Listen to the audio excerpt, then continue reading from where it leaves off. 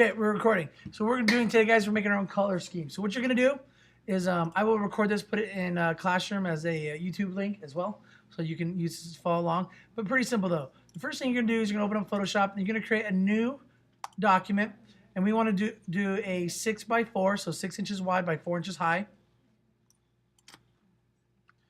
and we want to do inches.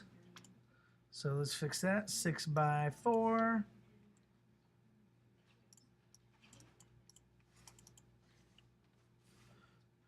And resolution, let's just go 300, just for we have a standard.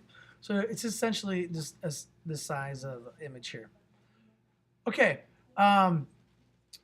So what we're gonna do is you're gonna actually create 4 boxes, and each one of those boxes is gonna have your color, and then it's gonna have the RGB. So the very first thing I want you to do though is I want you to put at the top personal color theme for and then put your name. All right, obviously that's way too big. Got 2 E's there. Let's get rid of that.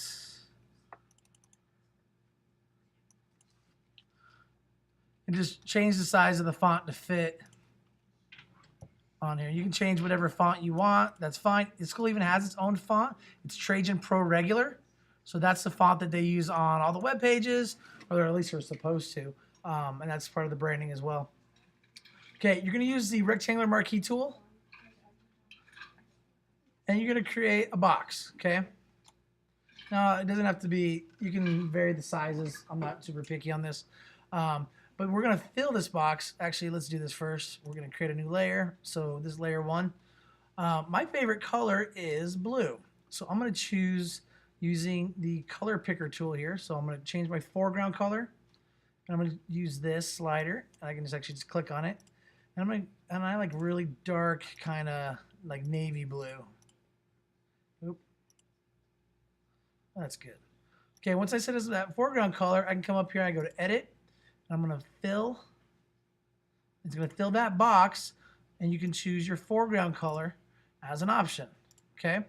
Now this is where it gets kind of tricky.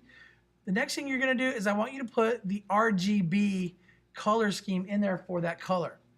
Now you see when I click on the foreground color, it brings up your color picker foreground options here, and right here, and it's already highlighted, is this number. This is your RGB number. Okay. So this is how you can have a consistent color every time you pull it up when you work in any sort of editing software, Illustrator, Photoshop, Lightroom, so you can have the exact same shade color. So that's how the school, we actually have an RGB color for our maroon and gray. So that's how we keep it consistent on our sports teams and things like that. So you can even take this number down to Home Depot or Lowe's and get a paint made from this code. Okay, so we're gonna take this number here, Command C. Now I'm gonna grab the text tool, Command V, and it should be the same font as that one. And just for kicks, just throw a little hashtag in there. Oop, wrong number. There we go. Hashtag. That's actually the number. You're going to repeat this process 2 more times. So you're going to pick a primary color as your first color, okay? So if I was doing a room, this would be the big color. Now I want to add 2 accent colors, okay? So if I'm using the color wheel, you know, a nice shade of orange, like yellow orange would be good, work well with it. Or I could do an analog color scheme, and I could go with a purple and a lighter blue. So since we're doing 3, I'm going to go with that. So I'm going to choose a purple and a lighter blue. So let's do the purple first. All right, so again, I'm going to grab this rectangular marquee tool. I'm going to draw a box approximately the same size as that one. I'm going to create another layer here. I'm going to change my foreground color, and let's go with the yellow-orange first. Edit fill. Foreground color, boom. Now when I click back on this, it's going to give me the RGB. Control C, grab my text tool, Control V. I'm going to throw that hashtag in there at the front, or number actually. Use my move tool to center it so it's at the same level as the other one.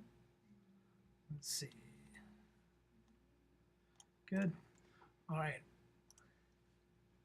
And then we're going to grab a nice purple.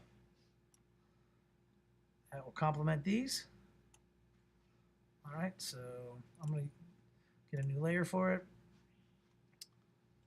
Foreground color, purple. Edit, fill. Yeah. So for the complementary colors, would you recommend like you said across the color wheel and also next to it? Like For this, okay, so for this project, I would recommend what's called split complementary colors, and I'll give you a second and I'll show you that. Let me get this in here. Let me throw my hashtag.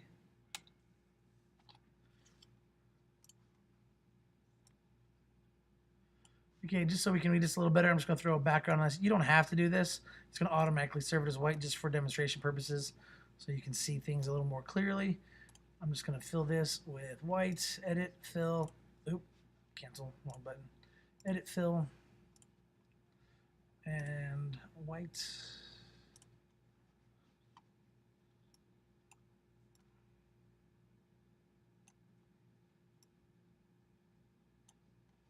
There we go. So now you can actually see everything, right? And then you're going to say this is a JPEG and turn it into Classroom. So if you're looking for complementary colors, so say you could go straight across here and you could go orange and yellow. So this is called split complementary. So you go across and then you just split one to the right, one to the left. Does that answer your question? Mm-hmm. So that works well as well.